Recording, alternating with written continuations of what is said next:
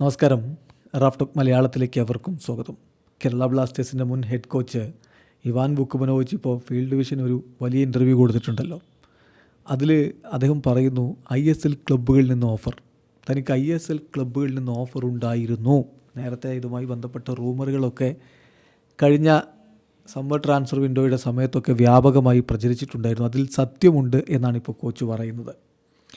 അദ്ദേഹം പറയുന്നു, ഒരുപാട് ISL ക്ലബ്ബുകൾ, several clubs from ISL approached me, എന്നെ കേരള ബ്ലാസ്റ്റേഴ്സ് ഒഴിവാക്കുന്നു. ആ ഒരു അനൗൺസ്മെൻറ്റ് വന്നതിന് ശേഷം ഒരുപാട് ISL ക്ലബ്ബുകൾ എന്നെ കോൺടാക്റ്റ് ചെയ്തിട്ടുണ്ട്, അപ്രോച്ച് ചെയ്തിട്ടുണ്ട്. അതിൽ ഈസ്റ്റ് ബംഗാൾ ആ ക്ലബ്ബുകളിൽ ഒന്നായിരുന്നു. ഈസ്റ്റ് ബംഗാൾ എനിക്ക് വേണ്ടി രംഗത്തുണ്ടായിരുന്നു. അവരെന്നെ അപ്രോച്ച് ചെയ്തു. കഴിഞ്ഞ സെപ്റ്റംബറിലാണ് അവരെന്നെ അപ്രോച്ച് ചെയ്തത്. അവരുടെ ടീമിൽ ജോയിൻ ചെയ്യാനുള്ളൊരു ഓഫറുമായിട്ടാണ് അവർ വന്നത്. അവരുടെ ടീമിലെ പല പ്ലെയേഴ്സും KBFCയിലൂടെ ഞങ്ങൾ വളർത്തിയെടുത്തിട്ടുള്ള താരങ്ങളാണ്. അപ്പോൾ അതുകൊണ്ട് തന്നെ ഇത്തരത്തിലുള്ളൊരു കോണ്ടാക്റ്റ് അവരുടെ മാനേജ്മെൻറ്റ് ഭാഗത്തുനിന്നുണ്ടാവുക എന്നുള്ളത് സ്വാഭാവികമാണ്. പക്ഷേ ഞാൻ നേരത്തെ പറഞ്ഞ പോലെ ഞാൻ വീട്ടിൽ തന്നെ നിൽക്കാൻ വേണ്ടി തീരുമാനിക്കുകയായിരുന്നു. ഇപ്പോൾ ഒരു ജോലിയിലേക്ക് പോകേണ്ട എന്ന് തീരുമാനിക്കുകയായിരുന്നു. ഈ ഒരു സീസണിൽ ചില പേഴ്സണൽ കാരണങ്ങൾ കൊണ്ട് ഞാൻ വർക്ക് ചെയ്യേണ്ട എന്ന് തീരുമാനിച്ചു.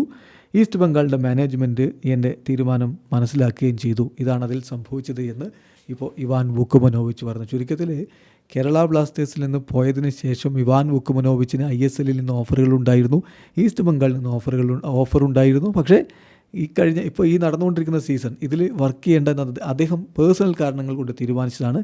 അതുകൊണ്ട് ഓഫറുകളൊന്നും സ്വീകരിച്ചില്ല. വീഡിയോ അവസാനിക്കുന്നു. ഫുട്ബോൾ ലോകത്തെ കൂടുതൽ വിശേഷങ്ങളുമായി റാഫ് ടോക്സ് കൊണ്ടുവരാം.